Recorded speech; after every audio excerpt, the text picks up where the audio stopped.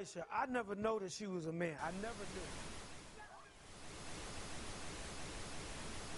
I believe that our education, like such as in South Africa and the Iraq, everywhere like such as.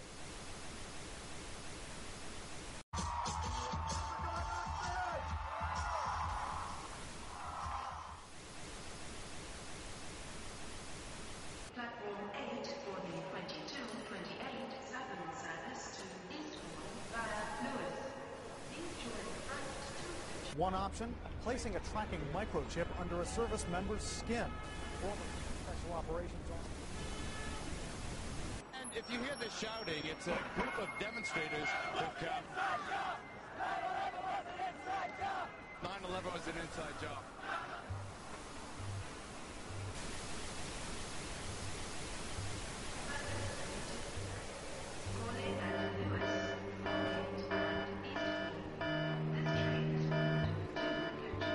It's no longer a theory.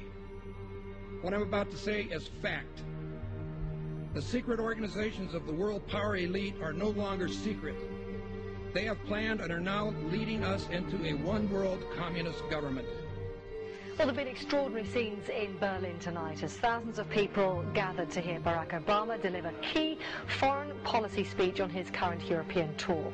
The Democratic presidential hopeful laid out his vision for America's place in a new world order, in a new world order, in a new world order. It's not a new idea. President Bush talked about it back in 1991. It is a big idea, a new world order.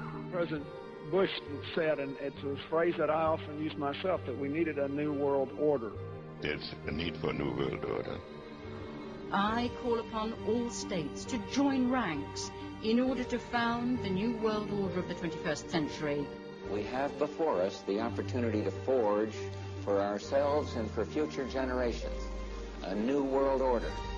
When we are successful, and we will be, we have a real chance at this new world order. And people talked then, in 1990, of a new world order. And the question for us is how we meet and master all these challenges to ensure that Britain enhances its competitiveness in the process and realizes what I believe is our destiny of success in this new world order. So, in conclusion, ladies and gentlemen, a new world is emerging.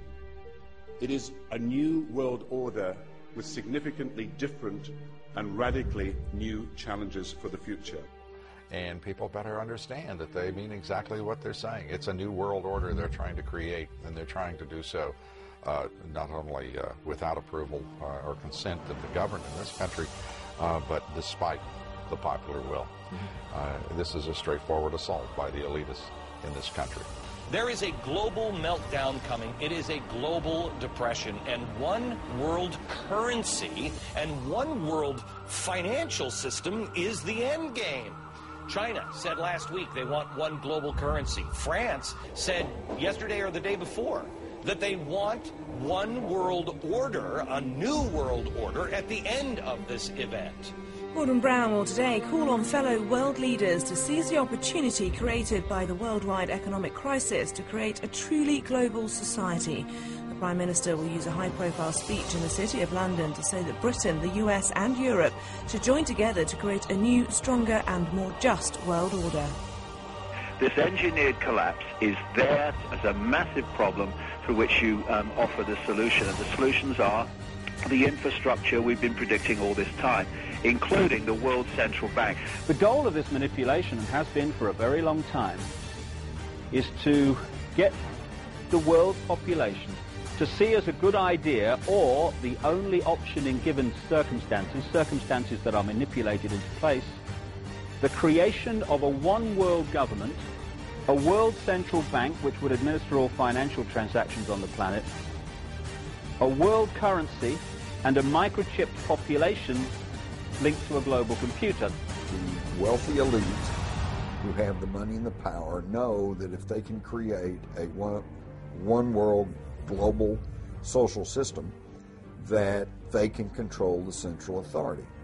In other words, world control, world domination, one of the oldest desires in the history of the world. There's a very, very clear-cut and easily identifiable system in place that puts all of these elements from media control to government control to energy control together into one apparatus working together effectively towards its final goal, which is, global control. Because of the compartmentalized pyramids that they've constructed within all these institutions of government and finance and corporations, the vast majority of people who are daily making contributions to push the world in this towards this Orwellian global state have no idea that they're doing that because they don't know how their contributions fit in with everyone else's. Only the few at the top do.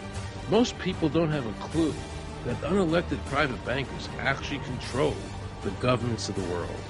There is this cozy little myth that is perpetuated between politicians and the media.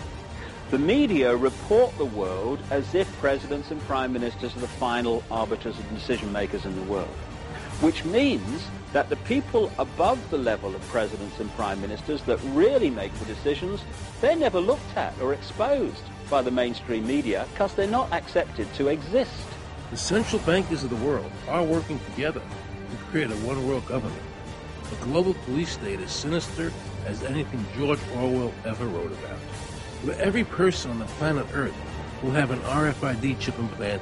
It is the first implantable microchip for humans that has multiple security, financial, and healthcare applications. More than 100 law enforcement officials in Mexico are having microchips implanted in their arms. The chips allow a person to be scanned, sort of like a cereal box at the supermarket.